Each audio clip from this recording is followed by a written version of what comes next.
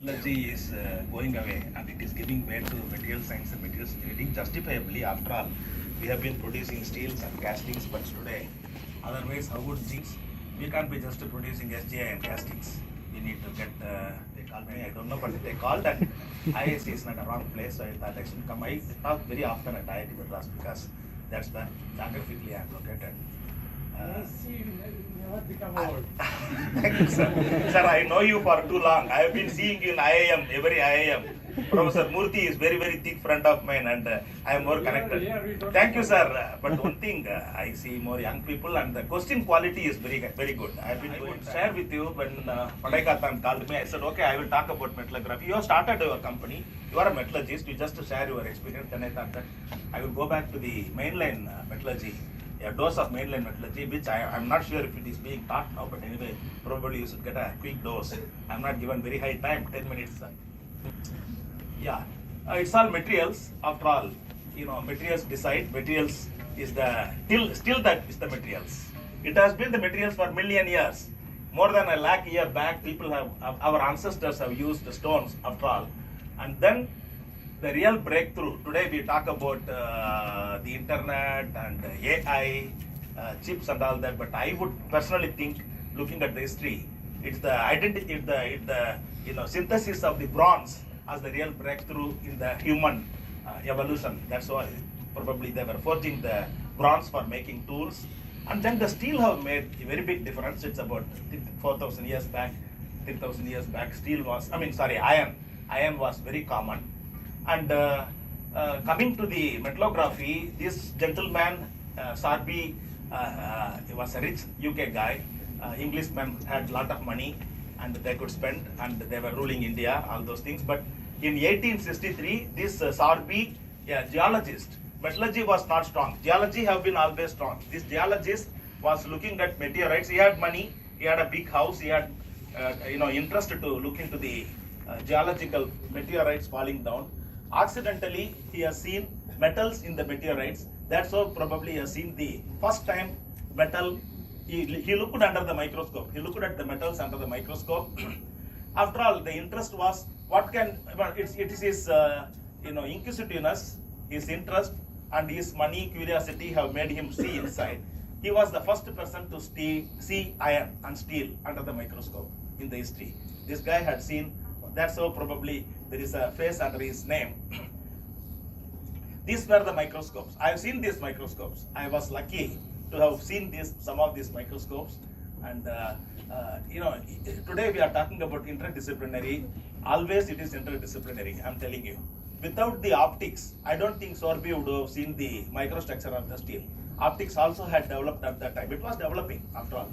So these were the old microscopes. And the metallography, the moment that the microscope started being used for looking at the microscope, or looking into the steel, looking into the metal, then only the evolution of the steel started taking place. Bessemer had produced the steel even 10-15 years ahead of his having looked into the iron. But the moment it was proven that microscope could be used to look inside the steel, then the steel never looked back. Then, the miracles happened in the steel usage. So today, the metallography, the science of looking inside the metal is called the metallography, and that is being used left, right, and center everywhere in the industry. I am a bit fast because I was told that I should only spend 10 minutes, so I have got to be a little faster. So this new technology of metallography, I am talking about 1800s, and 1900 was the time when the metallography got matured. So people started applying metallography everywhere in the metals. So I would like to give, you name it, whether it is the car or aeroplane or a very highly demanding aero engine, bicycle or the chairs or anything, whatever that you do, whatever that you use, metals or even materials, anything. Even the metallography is also being used in IC building, integrated circuits. Everywhere the metallography is being applied. Universally it is being applied. So I would like to go through, I would like to give a glimpse. I can give 1,000 cases, but I would like to give some cases in the last I started my company in 1990. I started my career in 70s. I started my business in 1990. So some of the insight of what is happening in India, I'm not talking about international, I'm talking about India, some of the things that are happening. You all know this is a carbon steel, but the same carbon steel looks like this when you look at the microscope, and that can, when you look at a higher magnification, then you are able to resolve the pure light, and then you are able to see a beautiful structure. When you are a young guy, when you resolve pure light, that's where you start liking metallography. Oh, great. This is what the professor told, carbide and the ferrite. Oh, fantastic.